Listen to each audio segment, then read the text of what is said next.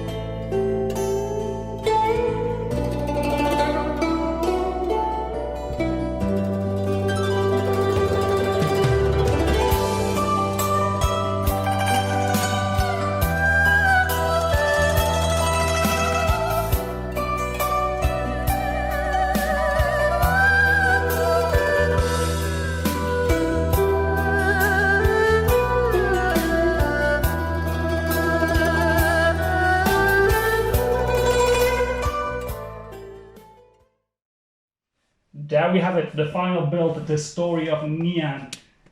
So before I'm gonna give my final verdict on the set, let's delve into a bit of background information.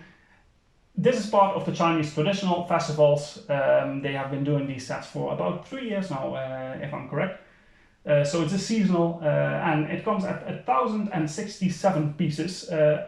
I wouldn't have guessed that if I looked at the set. It looks not as big as it actually is. So there's a lot of stuff going on there in talking about pieces. 6 minifigures. Lego actually listed 7, but there's one buildable snowman in there, which is not really a minifigure if you ask me. And it retails for $80 or 70 to 80 euros, depending on your region, which comes down at 7 to 8 cents per piece. It's designed by Christopher Perron, who worked on some DC Comics, Star Wars, Marvel, BrickBeard's, but never really the Asian type of builds. So that must be cool to have been chosen to work on something like this. So what's going on? The story behind this is there is a town or a village which is depicted by the wall, and the villagers are trying to scare the dragon, the Nian, away from the village. They use firecrackers, fireworks, fire, stuff like that, even snowballs. And they depicted that really well. I think the story really tells itself in this set. The downside is that the wall itself is very, well, there's not a lot to it. It's high, it's wide, but there's not a lot of depth, which makes it fall a bit flat. But I think if you display it more against the wall, that kind of makes up for it. The centerpiece of this set, however, is definitely the dragon, the Nian. He has a lot of movability, everything can be posed as you want it, and his style is just really spot on. It looks Chinese. They used really cool elements like the azure bluish bananas for eyebrows, for instance. The set has some printed elements, also 2 stickers, but most of it is unique. So are the minifigures in this set. And I think that about covers it. So let's get down to the verdict. Building experience of this set. The wall itself was a bit boring to build. It's just going into the hive, and that's about it. So I'm going to give that a 7 out of 10 because the dragon kind of makes up for what the wall doesn't really offer. Playability, I give that a 6. The wall doesn't really offer a lot of playability, but at least we get the dragon with this. Display value, I'm going to rate a 7. I think it does look really good, especially if you can combine it with the other Chinese traditional festival sets. And the parts, there is some interesting stuff going on here. I'm going to rate that a 7 out of 10. And value for money, I put that at an 8 out of 10. For 80 bucks, it's a good deal for what you get. Which comes down to an overall rating of a 7 out of 10. So is this a buy or is this a skip? It really depends on what you're looking for. I wouldn't necessarily say, yes, definitely get this. If you only have a limited amount to spend, there are definitely better sets out there to spend your money on. But if you are into the Chinese festivals, you have some stuff from the other years, I would buy it if I were you, but this is a bit in between, if I'm being honest. But as you can see, I went for it because I do have all the other Chinese traditional festival sets, and this is just a really nice addition to it. And that covers it for this video. If you like what I'm doing here, please like and subscribe, leave a comment, and consider supporting me on Patreon so I can do this and keep expanding and give you more reviews, more speed builds, and maybe more in the future. Thank you for watching. See you next time.